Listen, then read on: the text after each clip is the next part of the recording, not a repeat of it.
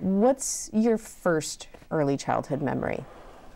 You know, my earliest childhood memories were actually living with my biological father.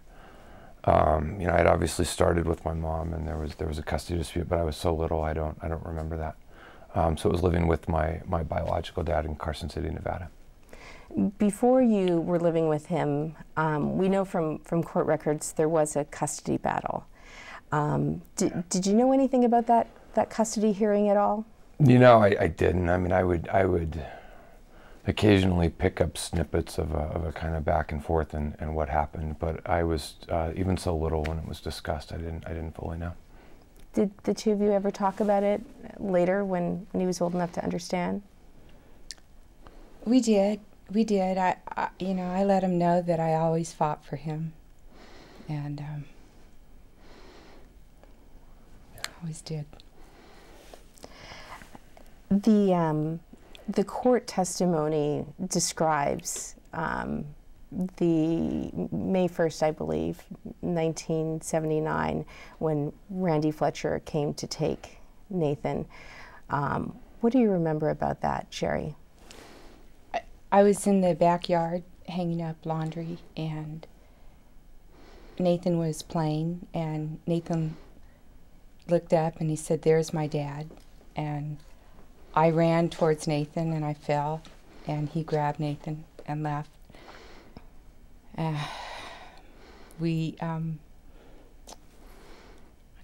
I called law enforcement.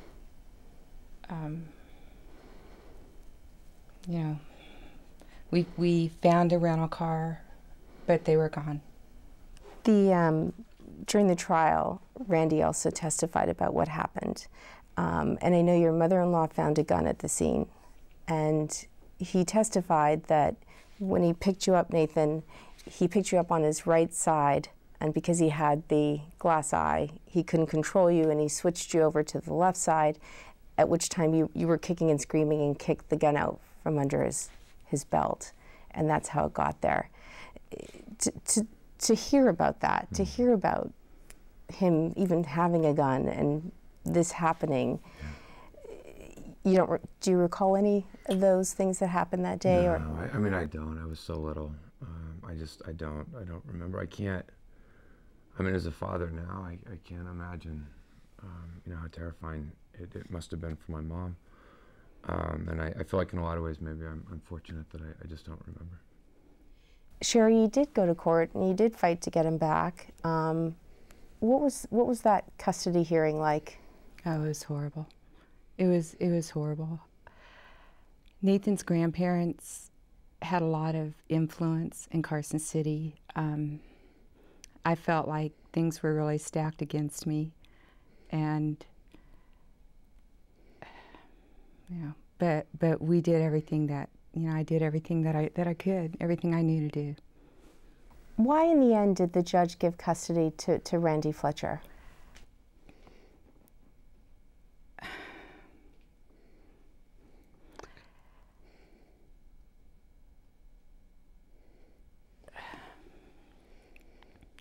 This was a very abusive relationship, and I had to get Nathan out.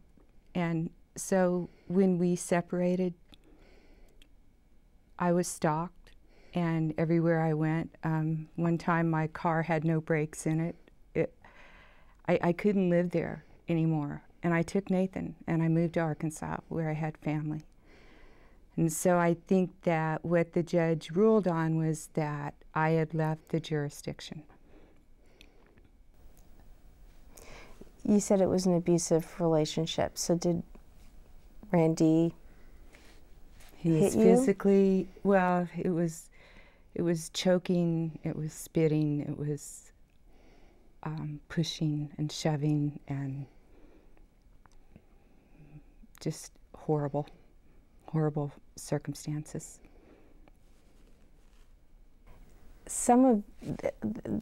During the court hearing, you talked about being harassed with the nails in your tires and stuff, but the part about being abused didn't come up. Do you recall why your lawyer wouldn't have presented that to the judge? It was a long time ago, and there were several things that didn't come up. So You were really young at the time. I was young.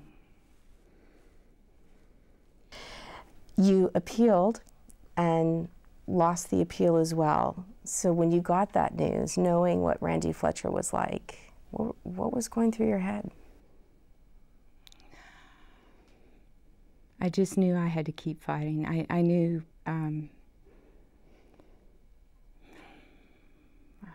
I don't know. I honestly don't. I don't know. I was devastated, and I was real concerned for Nathan.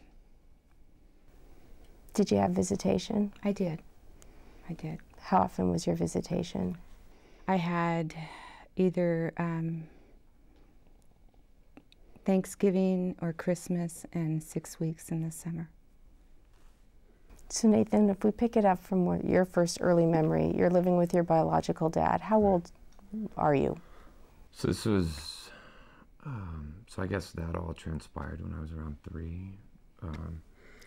And then I lived with him until right around the time I turned 8.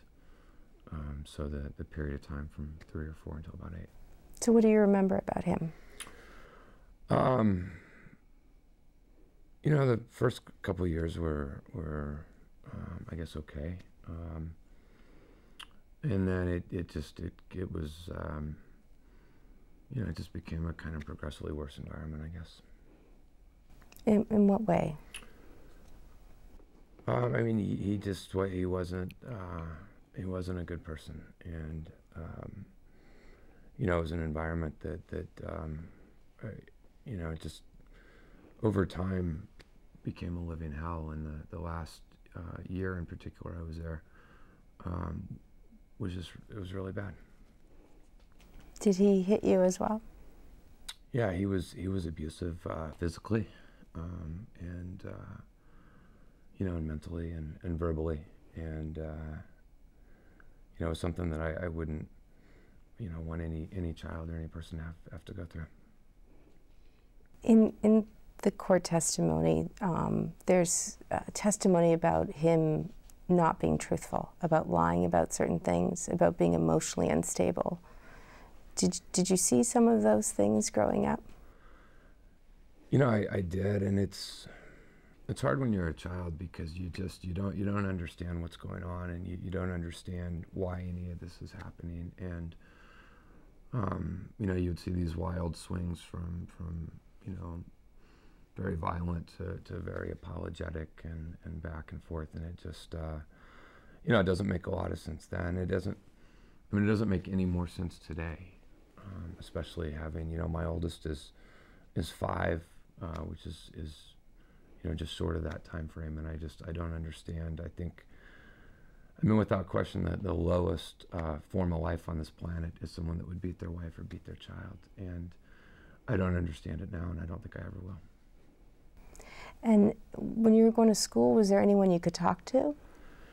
You know, it was hard. I missed a lot of school. There was a lot of days I couldn't go. You know, I couldn't see other folks, and you know, again, you're a child, and I think initially you probably think some of it's your fault, and you're certainly led to believe that. And you know, you have these authority figures in life that have done these things, and you don't feel comfortable telling anyone. School was, you know, a place of refuge. I remember being asked one time my least favorite class, and I said math, and someone asked why, and I didn't have the heart to explain because it was the last class of the day, and I just didn't want to go home. What did you tell your mom about what was happening? Nothing. He was afraid. He was afraid that things would be worse if he told. And I remember one time when he was there for a visit, he never wanted me to be in the room when he was undressed or see him without a shirt on. And I remember opening the door and just seeing all these bruises. And I was horrified. I was horrified. And he was just like, shut the door, you've got to get out. And I mean, that was the first time that I really, really knew that things had changed, and he just was more withdrawn and couldn't focus. And Nathan's always had amazing focus, and I just started seeing things. How old was he when that happened? It was shortly before he came back. It was probably 7, 8. I don't remember exactly, but it wasn't long before he came back. It's got to be tough for 7-year-old, 8-year-old, and you didn't tell anyone? No, but I made it through, and what saved me was an amazing mom, and I was reunited, and it was the best thing that ever happened, and then I had the most loving and stable environment from then until today, and in that way I was fortunate. I mean, a lot of kids had it worse, or they had it worse for longer periods of time, or they didn't have that out.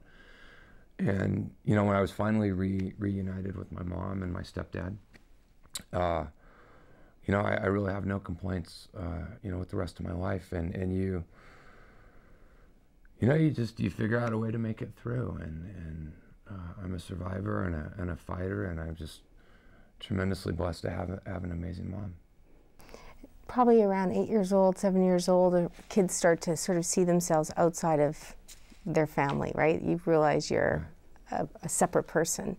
Were you thinking at that time, sort of, how am I going to get out of here? What am I going to do? Or how am I going to, kind of survive this? Did you think of those things in your head, like create scenarios? Towards the end of the time with my biological dad, I did. I mean, I can remember thinking about, if I could run away, or how I could, go find someone, or go home with the teacher. I mean, I do remember, doing that. And then the holidays when I was with my mom, which you mentioned before, which was right before my biological dad ended up sending me back. That was definitely a time where I just said, hey, something has to change, and it did. It did one day. He just said, I'm sending you to live with your mom, and I said, I think that's great. Would he come home angry or drunk? Is that why he would hit you? I don't know. I don't know the reasons why. I was a child. I just think he had a lot of problems and a lot of troubles in life, and I don't know that I'll ever understand why. So the day he said he's going to send you to live with your mom, you don't know why he made that decision? I don't. They said, pack up your things, and I packed them up, and the next day I was on a plane, and my life's only been getting better ever since that day. What was that like, that reunion? It was such a relief. It was such a relief, and it was just such an answer to prayer. I knew I had exhausted all of the systems through the court. I knew I'd done all of that, and so that was all I had left. Do you remember when you saw your mom when you got off the plane? Yeah, and I remember the whole flight, and it, there was still a difficult adjustment, and we never fully talked about all of it because it didn't matter. I was out. I had made it through, and life was good. Yeah. When did you learn, Sherry, what had happened to him? I knew some things were wrong, and so I set up an appointment with a therapist. Nathan didn't want to talk about it. I didn't want to make him talk about it. So I set up an appointment with a child psychologist, and he went and talked to them, and based on what Nathan told them, they recommended no visitation. And so I believe the attorneys just flipped everything to where I had custody at that point. And so I didn't know everything until yesterday. He's never talked about everything that happened. He told you yesterday? Yeah. I never wanted, I never I mean, I don't even want to talk about it right now. And I never did talk about it because I never saw myself as a victim. I think there's a lot of people that go through difficult things in life. Yeah. And that's just a part of life, and you deal with it and you work through it. And you overcome and you move forward. And I've really tried to work hard my whole life to, do good and try and make a difference and never, and I never want to be seen as a victim. I was very young and had an amazing mom and a lot of things that helped me along the way. But it's certainly not something I wanted to talk about. So why now? Why? First of all, why yesterday? Why? Yeah, I've done my best to try and protect my family and protect, what little of privacy you can when you run for office. And like so many families out there, my life experience doesn't fit neatly in a 30-second soundbite. And through the course of the campaign, a lot of folks have tried to, I think, misrepresent or misconstrue parts of my childhood to suit some alternative motive in terms of the role of my biological dad and my stepdad. And so ultimately, I felt like, for the sake of clarifying the record, I needed to talk about it. I also want to, kind of protect my family. If we talk about it once, hopefully people will stop calling them and going to their house and doing these types of things. I don't know that it's terribly relevant to a mayoral election, but it's a part of who I am. And so I think under the environment of kind of being forced to clarify a lot of it, it just made sense to come out and talk about it once. Have you ever spoken to your biological dad since that day when he sent you on the plane? Once or twice when I was a child. He would call, and I talked to him on the phone a couple times, but I haven't seen him since that day. Do you know where he is now? I have no idea. Yeah, no idea. I also see now it's important in life that you don't carry bitterness or anger. I mean, life, sometimes you go through a tough patch or a difficult period and you get through it and you move on. But I really understand now as a father that the role you play biologically as a father is the smallest part. Because both of my boys are adopted. I'm not their biological father, but I couldn't possibly love them more. It was where I've been, fortunate in life to have good mentors and an amazing mother and folks that helped me. What was your stepdad like, Danny Farley? Yeah, he was a solid guy. He worked tremendously hard. He always told me about he graduated high school and started the next day at the International Paper Factory. And he carried a lunch pail, was a blue-collar guy. And he always told me and my brother, he said, you guys have got to go to college. You don't want to do what I do every day. And I remember how hard he worked every day.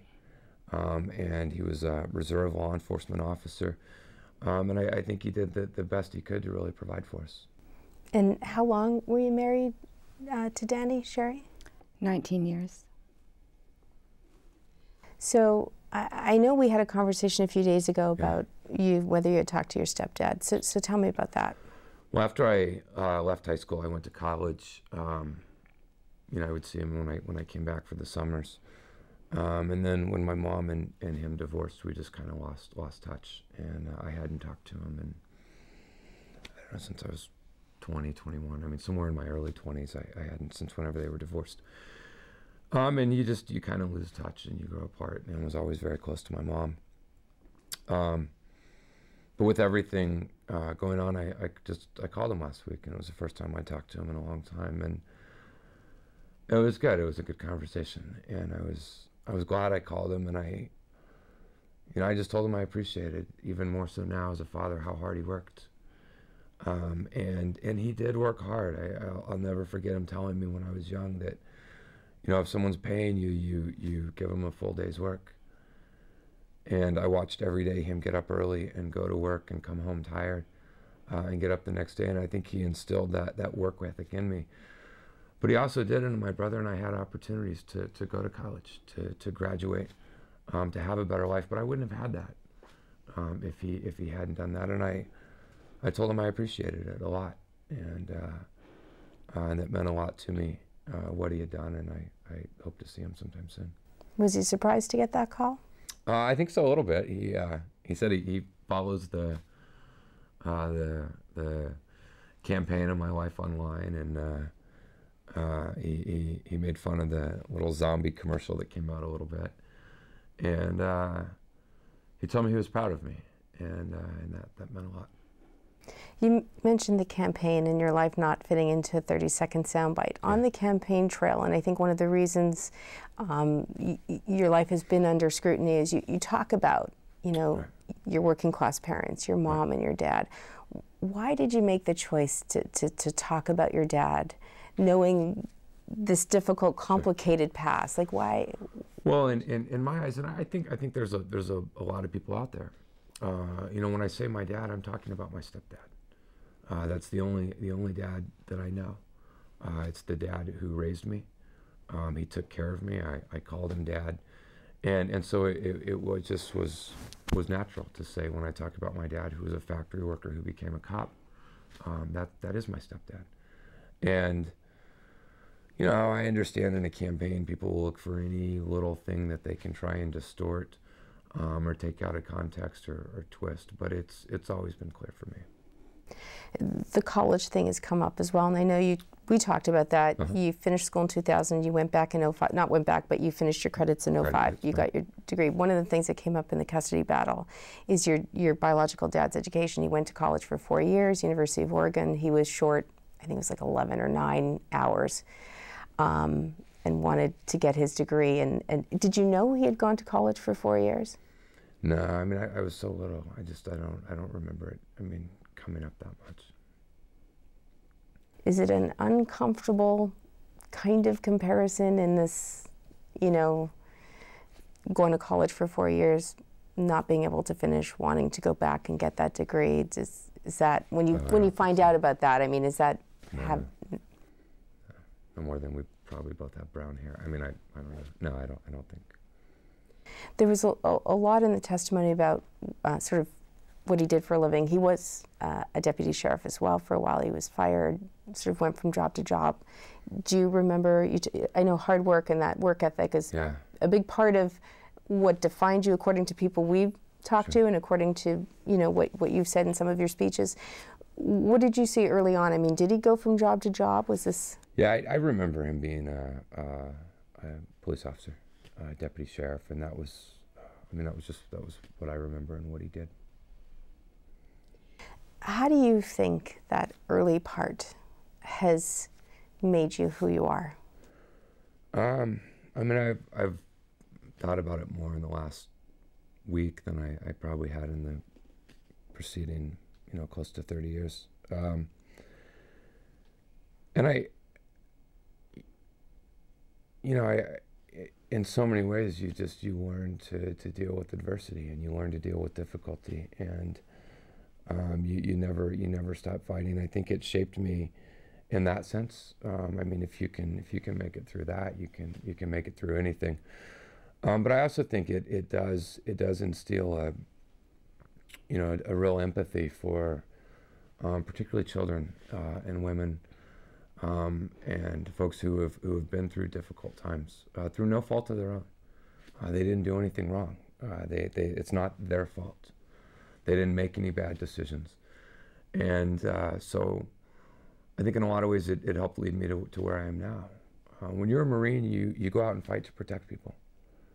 And you put your life on the line to protect others, to give them peace and security.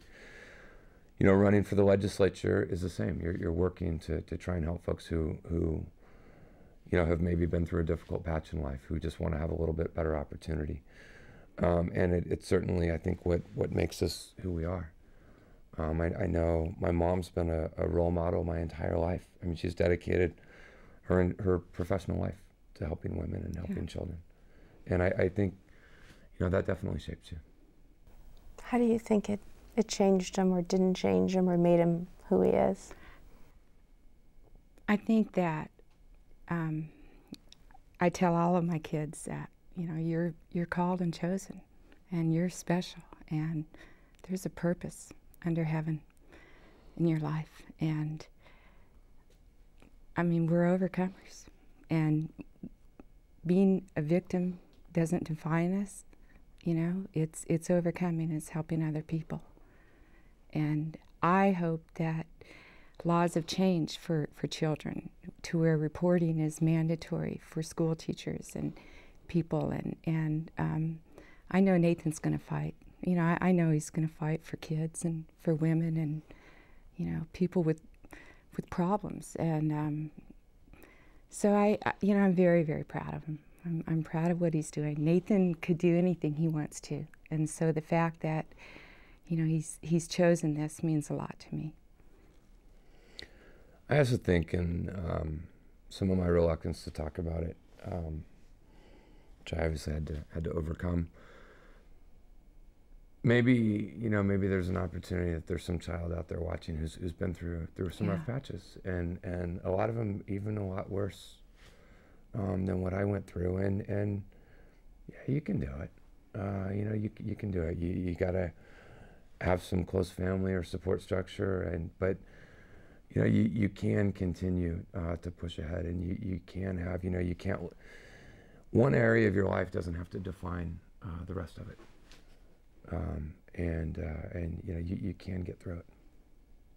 Sherry, you work with battered women now, is that? Actually, I work in child abuse right now. I have worked with battered women in the past. I worked as victim witness coordinator for the prosecutor's office and worked at battered women's centers. And so right now I'm working in child abuse. And how did what you went through influence what you eventually did with your life? Oh, it was huge. It was huge. I just wanted to be part of the solution and, you know, help people find a way out. When you got that call from Nathan and when you had that conversation yesterday, how was that for you? It was real emotional. It was real emotional, but you know, I think this is a good thing. I think we're going to heal, and I think we're going to move on. There's also a part, you know, with what I know now. I mean, it wasn't my mom's fault that she lost custody. I mean, she was young and doing the best she could, and I never wanted her to feel bad for what happened. Even when I was little, it wasn't, you know, it wasn't her fault. Sometimes in life things just happen, and you know, I've just always been really reluctant to talk about it. But a part of it was just not wanting, you know, her to feel guilty or bad, because it wasn't her fault. And I've never met a more amazing or powerful or impactful person than my mom. And you know, and then I had some frustration as it continued to come up and percolate in the campaign. And I just, you know, I remember telling my wife, I said, my mom's not running for mayor. You know, she's not running for mayor. I said, if she were, I'd vote for her. I think there'd probably be a lot of other people that would as well. But I think a desire to just, you know, address it, talk about it, and then let's move on, and let's get back to the issues at hand, and the reasons that people are going to weigh their selection of the next mayor. What's your relationship like now? Oh, it's great. It's always been close. Yeah. And what's your life like now, Sherry? Oh, my life is great. My life is, you know, I love what I do. I love my job. I have an amazing husband and daughter, and I love where I live. It's great. So, just so I have a little bit of chronology. Oh, sorry, go ahead. I have amazing grandkids. Let me mention that. Yeah. Mine were first. I told my brother, mine were first. So, you have Nathan. I know you had a second son, Jonathan. Yeah. and that's with Danny Farley. Right, So, right. and then you have a daughter. I have a daughter. Yeah. How old is your daughter? She is 17, and we adopted her. I was married to her biological grandfather, who's passed away, and we adopted her. When this started coming up when Nathan was running for mayor. What were you surprised that this was going to surface, this part of your life and his life? I was. I know nothing about politics. I don't pretend to understand it, especially this polarized politics that's going on now. And I'm amazed that these things keep coming up. Part of it too is just, you know, my stepdad's been getting all of these calls, and my mom's been getting all of these calls, and I mean, they're not running. They're not candidates, and I chose this. I chose to run, and so I'm fair game and can be subject to scrutiny and questioning and all that type of stuff. But you know, there's a hope, and then in talking about it once, you know, folks can hear the story and then move on, and you know, let's leave my family alone. Is there anything else you want to share about your background, or? What else? I think that's it. Hold on, I made a note. No, I don't think so. I think we covered it all. Just the only point is we, I mean, I feel like in a lot of ways we grew up together. My mom was a teenager when she had me, and you know, we went through a lot together, and I can't say enough about having, you know, a strong, steady, loving figure in your life, and that's made all the difference for me. And I couldn't be prouder of my mom. I mean, she has one son who, you know, served in the Marines and in the legislature, and has a, you know, reasonable shot at being the next mayor of San Diego. You know, another son who went to the Naval Academy and is a fighter pilot in the Navy, and Brittany, you know, who we're proud of, and she did it all through some difficult environments, and at any point it would have been easy to kind of check out and give up, but she never gave up on me, and it made all the difference.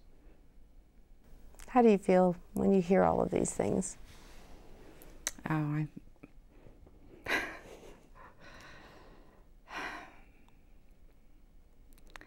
I'm very blessed. I really am.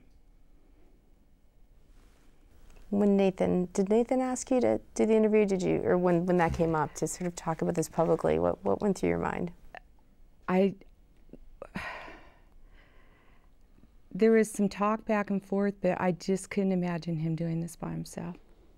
You know, he didn't deserve any of this. He did nothing to deserve any of this. And I just can't imagine him talking about this without me here. Anything else? Thank you. I Thank you. appreciate this. Thank you.